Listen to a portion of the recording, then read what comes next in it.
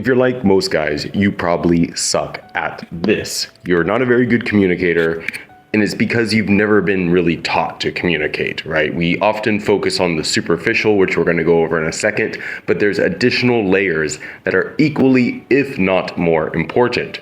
So there are different layers of communications. First is simply the what. Then there is the how. Then there is why.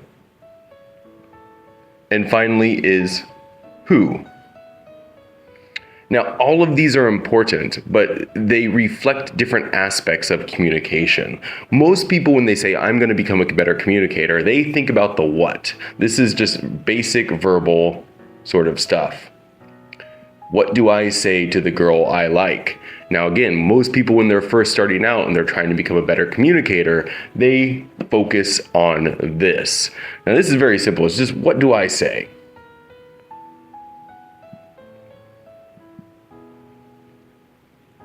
You know, should I tease her? Should I ask questions? Should I talk about myself? Those sorts of things.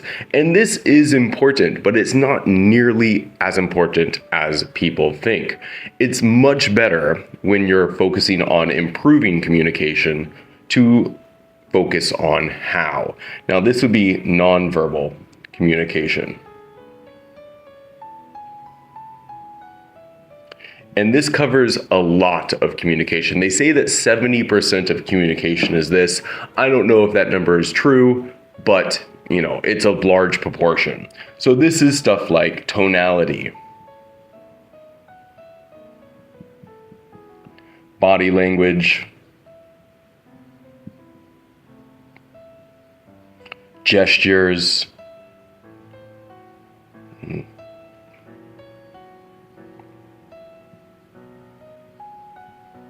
posture, these sorts of things. Another important one is probably pauses. So not speaking the entire time, allowing that tension to exist, waiting for the other person to completely finish whatever they're saying before you jump in with your verbal nonsense. So again, how you say things is probably more important than what you say. If you're trying to learn to talk to women, for example, you need to have a low tonality. You need to speak fairly slow. You don't want to go up to a woman and be like, "Excuse me, I saw you and I had to say hi." Not good. You know, "Excuse me, I saw you and I had to come say hello." Again, downward tonality, strong, confident body language, open gestures, good posture, lots of pauses.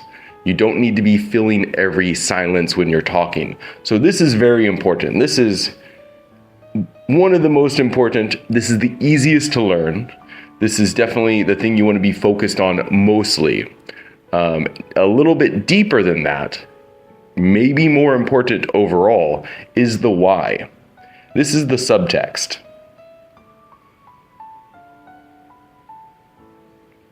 This is the meaning behind the words. It's like if I say, "You're bad,"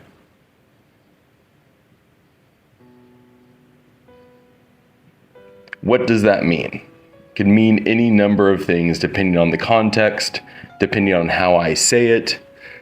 So it's the subtext of what is said. It is the frame of what is said. Am I saying this to criticize someone? Am I saying this to tease them? Am I saying this, you know, to get them to stop doing something? Am I saying this to get them to keep doing something? That sort of thing. So understanding the subtext and what is the overall meaning behind the words. This often goes into the concept of like frame and premise. Like, are you saying this because you like the person? Are you saying this because you want to have a fun time with the person? Are you saying this because you dislike the person? Again, the why.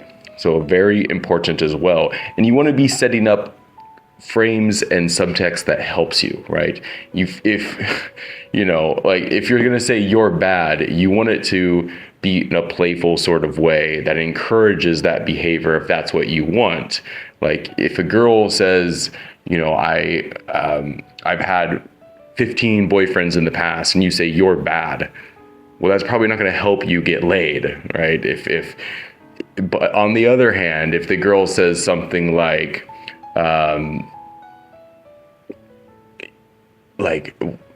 oh, I made my last boyfriend wait for a long time.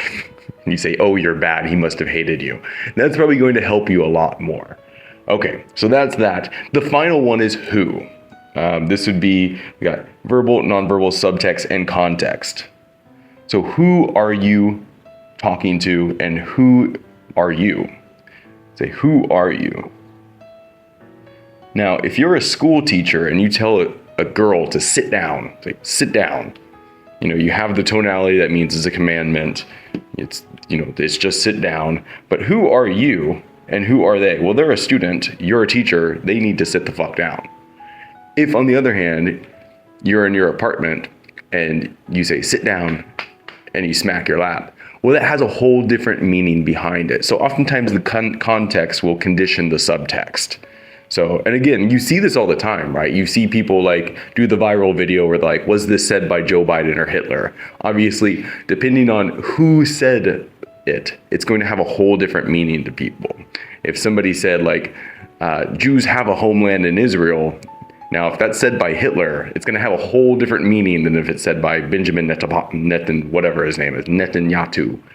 So again, who is saying something will condition us to how we interpret something. And you can affect this too by becoming a better person. This is going to be dependent on like who the girl thinks you are. You can affect that by how you dress, how you present yourself, you know, how you carry yourself, those sorts of things.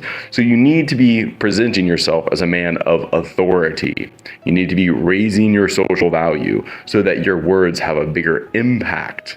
So that whenever you say, come here, the girls listen rather than like, ooh, who the fuck is that guy? Something of that nature. So I hope this helps.